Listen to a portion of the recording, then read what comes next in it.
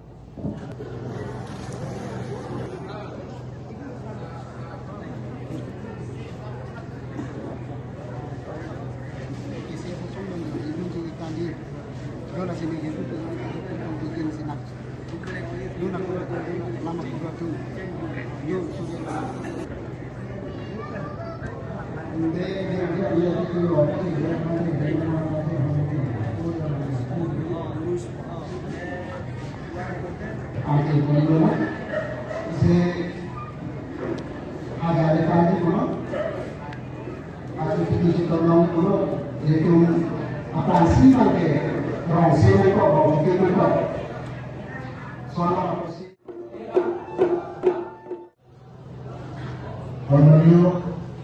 General Bogor Partai Komore Berdiri Grawi Board Member Honorio Hawasungkur Grawi Musakar Ikagu Kereti Honorio Indra Bobi Ayo Mosot Ubadisto Honorio Bogor Pudidilo Bogor Mudika Guru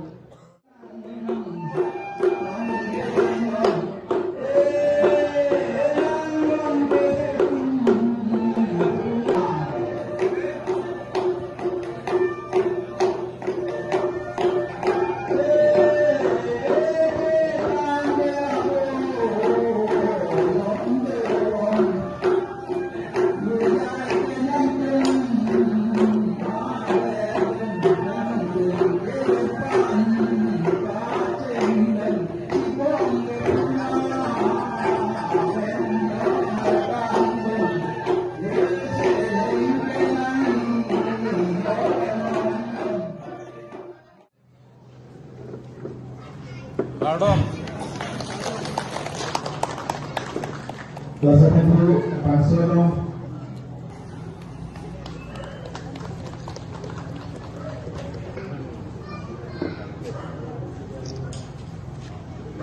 Harinya pelaksanaan dulu Pelaksanaan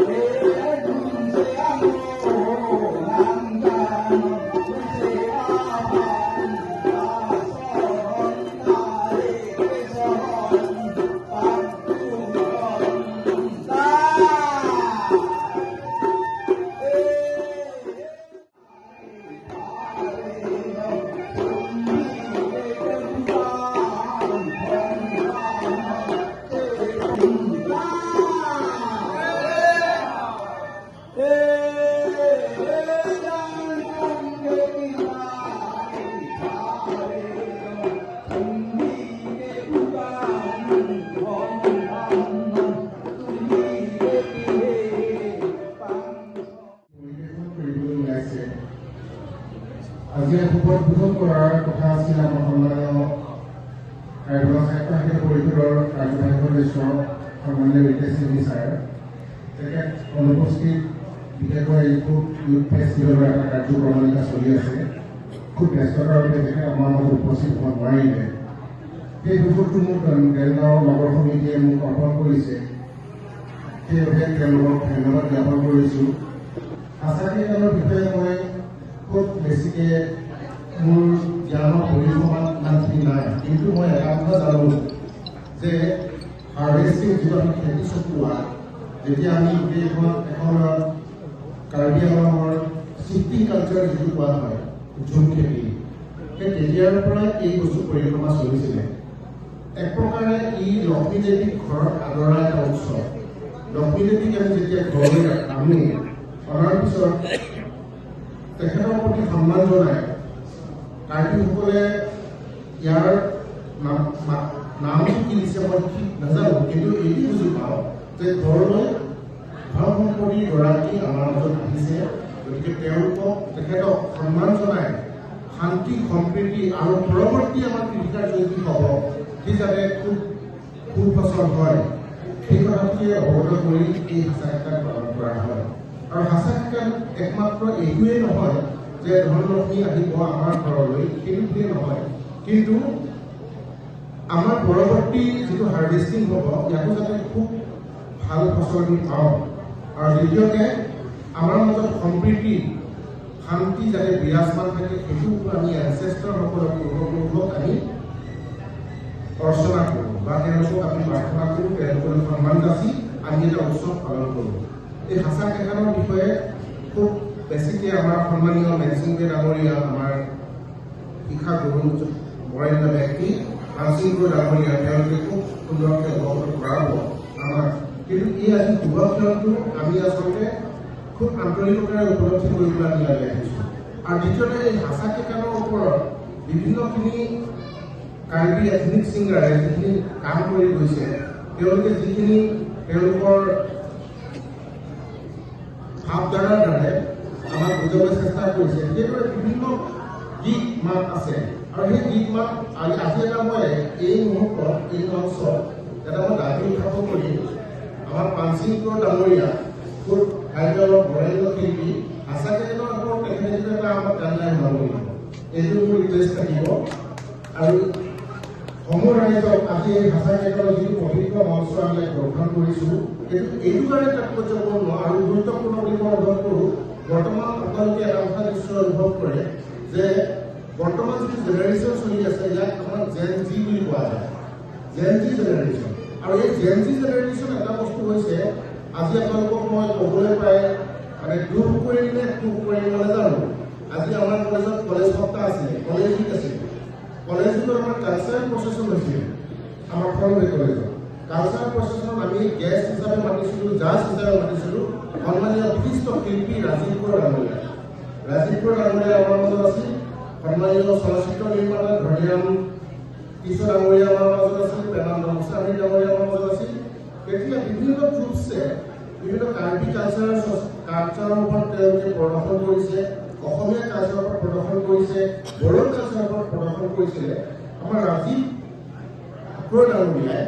তাক কি কৰিলে আমাৰ মানে গোটেই প্ৰচেছনটো হোৱাৰ পিছত গোটেই সন্মুখত শাৰীৰিকে পাতি দিয়া হৈছিল আমাৰ ফিল্ডত তেওঁলোকক কুৱেশ্যন কৰিলে যে আজি এটা কুৱেশ্যন আৱাৰৰ চেচন আমি ষ্টাৰ্ট কৰিম এই কুৱেশ্যন আৱাৰৰ ৰাজীৱ ডাঙৰীয়াই প্ৰত্যেকটো গ্ৰুপত গৈ পেলাই সুধিছিলে এটা গ্ৰুপ মহ যুঁজৰ